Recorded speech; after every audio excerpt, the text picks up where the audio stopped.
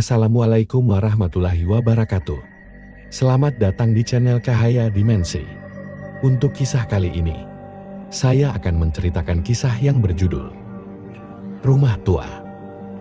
Di mana kisah ini saya ambil dari cerita yang ditulis oleh akun Twitter yang bernama @cerita_kamu. Bagaimana kisah kali ini?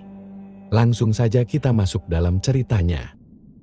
Sebelum lanjut, jangan lupa like, komen, subscribe, dan share juga ya, biar tidak kelewatan cerita-cerita lainnya dari channel ini. Berikut adalah ceritanya. Malam itu bulan purnama bersinar terang, namun suasana yang kurasakan sangat gelap dan mencekam. Aku bergidik nyeri membayangkan kejadian-kejadian aneh yang terjadi beberapa hari belakangan ini. Rumah tua yang kami sewa ini memang sudah diceritakan orang-orang bahwa banyak bergentayangan makhluk-makhluk gaib. Awalnya aku tak mempercayai dongeng murahan itu. Namun kini aku yakin ada sesuatu di balik dinding usang ini yang ingin ku ungkap. Malam itu hujan deras mengguyur kota Medan. Suara rintik hujan yang menghantam genting rumah tak mampu memutuskan kegelisahan hatiku. Aku meringkuk di balik selimut tebal, berharap fajar segera tiba. Namun takdir berkata lain. Malam itu tak hanya hujan yang membasahi bumi. Darahku pun akan pertama kali tumpah di rumah angker ini. Aku terbangun dari tidur lelapku oleh rasa sakit luar biasa di lenganku. Saat ku buka mata, bayangan hitam kelam menghantui penglihatanku. Sosok berambut panjang itu kini duduk di atas tubuhku. Wajah pucatnya hanya berjarak beberapa senti dari wajahku. Napasku tercekat melihat deratan taring tajam yang mengalirkan substansi marah pekat. Darahku. Ia menggigit lenganku seolah tak ingin melepasku sedetik pun. Kayu kursi tua berderit di luar. Atau hanya hayalan? Aku menatap dalam-dalam manik kelam makhluk itu, berharap menemukan secercah kemanusiaan. Namun hanya kehampaan dan nafsu membunuh yang kulihat. Kutumpahkan segala pengetahuan agamaku, berharap mampu mengusir makhluk kegelapan ini. Namun usahaku sia-sia. Ia malah semakin mengeratkan gigitannya. Ku coba menggapai ponsel di nakas, berharap seseorang mau menolongku. Jemariku gemetar hebat, namun usahaku gagal total. Ku kerahkan tenagaku yang tersisa untuk berteriak memanggil nama guru ngajiku dengan suara parau. Samar-samar ku dengar langkah kaki mendekat. Sebelum kegelapan menguasai indera penglihatanku, aku pun terbangun di pagi hari yang suram. Kepalaku terasa sangat berat, dan lenganku terasa nyeri luar biasa.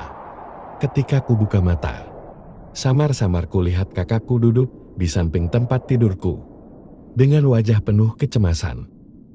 Syukurlah kamu sudah sadar. Kami menemukanmu pingsan semalam, dengan bercak darah di lenganmu. Apa yang sebenarnya terjadi? Tanya kakakku cemas. Aku mencoba mengingat-ingat kejadian semalam. Rasa takut dan nyeri kembali menyelimutiku. Aku diserang makhluk mistis berambut panjang saat tidur. Ia menggigit lenganku dan sulit dilepaskan. Ucapku lemah sambil menatap lukaan menganga di lenganku. Kakakku tampak terkejut mendengar penjelasanku. Ia lantas memanggil adikku dan menyuruhku menceritakan kejadian semalam secara rinci. Mereka sama-sama tidak percaya dengan apa yang ku ceritakan. Namun luka di lenganku menjadi bukti nyata bahwa aku tidak berbohong. Malam mulai datang menjelang. Rasa takut dan gelisah kembali menyelimutiku. Bagaimana jika makhluk itu menyerangku lagi? Aku tidak bisa bertahan jika kejadian itu terulang. Kuputuskan untuk pindah kamar dan tidur bersama kakak dan adikku malam itu. Apa itu? Apakah makhluk itu kembali? Tanyaku bergetar hebat. Kakakku tampak gelisah. Ia lantas berdiri dan mengambil pemukul bisbol di pojok ruangan. Kalian berdua tunggu di sini, biar aku periksa ke kamar dulu, ujarnya tegas meski aku tahu ia pun ketakutan. Kakakku langsung bergegas ke kamarku. Aku dan adikku hanya bisa menanti dengan was-was. Beberapa menit kemudian terdengar teriakan kaget kakakku. Kami segera berlari ke kamar dan betapa terkejutnya kami melihat apa yang ada di sana. Di kamar tidak ada siapa-siapa. Hanya ada jendela yang terbuka lebar. Dengan tirai berkibar tertiup angin malam. Namun yang lebih mengerikan lagi, di dinding kamar tertulis dengan tinta berwarna merah, "Kau akan menjadi milikku." Kakakku tampak syok tak mampu berkata-kata. Sementara aku bergetar hebat mendapati ancaman menakutkan. Kami semua terdiam membisu menatap tulisan yang menakutkan itu. Tak ada yang berani bersuara. Hanya dentuman jantungku yang bergemuruh menatap simbol kematian tersebut. Tiba-tiba saja adikku berteriak histeris. "Lihat di bawah tempat tidur." Refleks kami semua menoleh. Betapa terkejutnya aku melihat sosok itu tengah menatapku dari balik gelapnya ruangan. Sekali lagi makhluk mengerikan itu muncul. Ia bergerak cepat merayap keluar dari kolong ranjang. Wajah pucatnya tersenyum, mengerikan menampakkan deratan taring tajam. Amarah dan ketakutan bercampur menjadi satu. Aku berteriak dan berlari sekencang mungkin menuju pintu.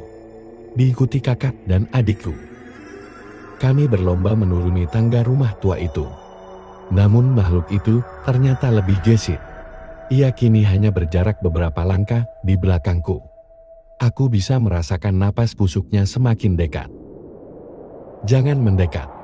Pergi kau!" Teriakku putus asa sambil melirik ke belakang.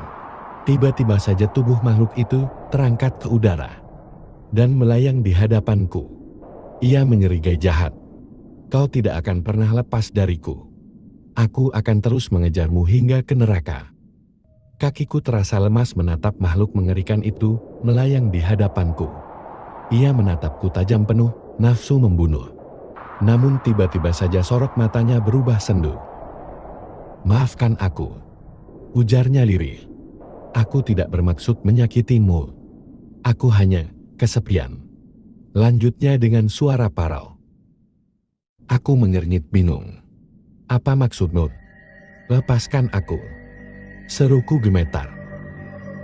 Makhluk itu mendesah panjang.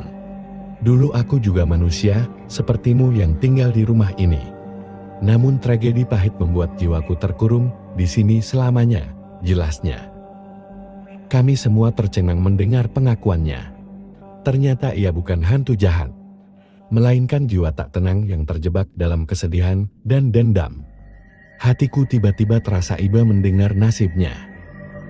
Aku berkata lembut, "Jika kau merelakan kepergianmu, kami berjanji akan menghormati rumah ini sebagai tempat peristirahatan terakhirmu. Kau tidak perlu kesepian lagi." Makhluk itu terdiam sesaat. Kemudian ia tersenyum dan mengangguk. "Terima kasih. Aku akan beristirahat dengan tenang sekarang." Bayangannya pun memudar bersamaan dengan hembusan angin malam. Demikianlah kisah rumah tua ini. Terima kasih sudah menyimak cerita singkat ini. Assalamualaikum warahmatullahi wabarakatuh.